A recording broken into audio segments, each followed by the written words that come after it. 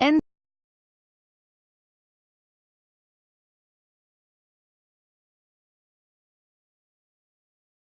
State has carved out a detailed niche through the years and has committed to it.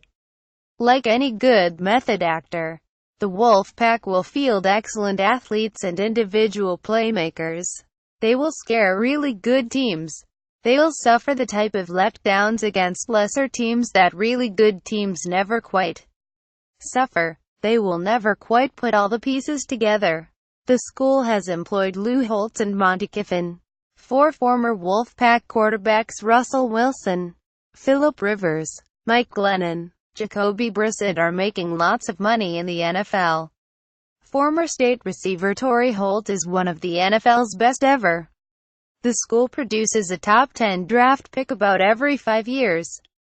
Still, sustained success at anything beyond the 7 or 8 win level has been elusive.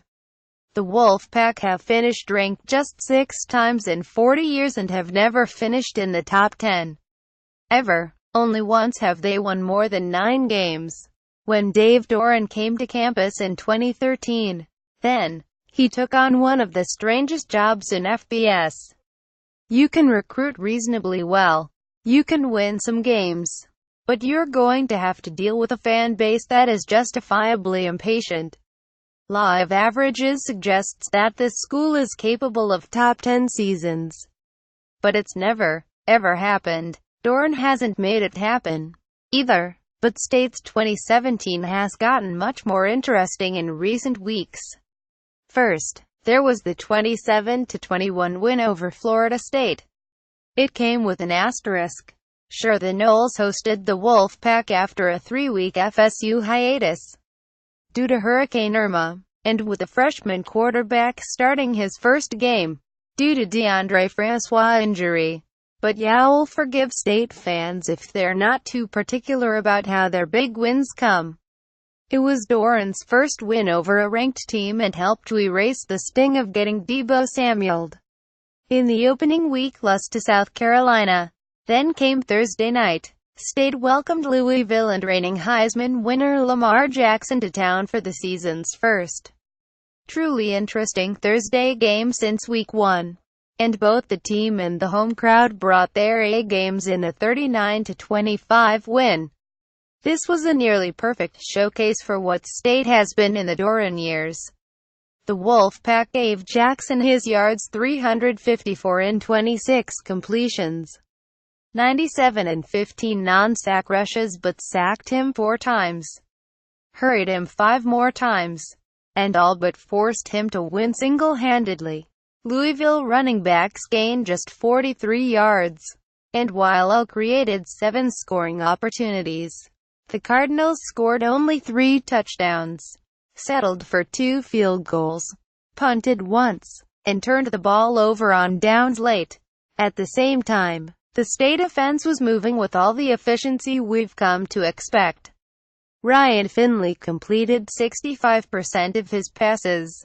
Jalen Samuels and Nyheim Hines combined to touch the ball 30 times.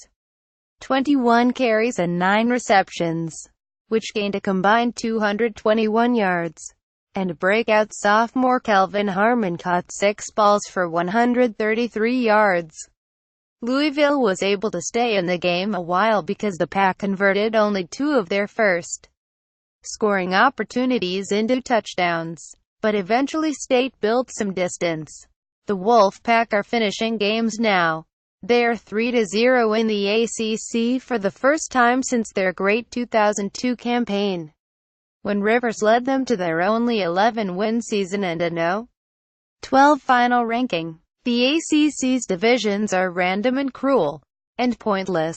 Despite beating FSU and Louisville, State will still probably have to knock off defending national champion Clemson to reach the conference title game, but whether conference title dreams are realistic or not, this is beginning to look like the breakout campaign we thought Doran had in him but hadn't seen yet. I placed NC State 17th in my preseason power rankings, and in this summer's preview, I mentioned that a breakout was conceivable. I was bullish on the Wolfpack despite the obvious potential pratfalls. Every fan base deserves that feeling of breakthrough occasionally. And that makes the NC State job a tricky one. Is there a chance for a breakthrough? Absolutely. Few teams can boast this level of experience. And the combination of Aaliyah Drinkwitz' positionless offense with a dynamite front seven gives the Wolfpack a combination of uniqueness and proven quality. They nearly beat the two best teams on this year's schedule last year. And they get a revenge opportunity against Louisville. Despite the early loss to South Carolina, you can see a special season taking shape in Raleigh.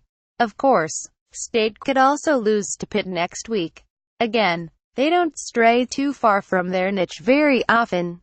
But the team is mature and exciting. The crowd is into it. And Clemson comes to town in a month.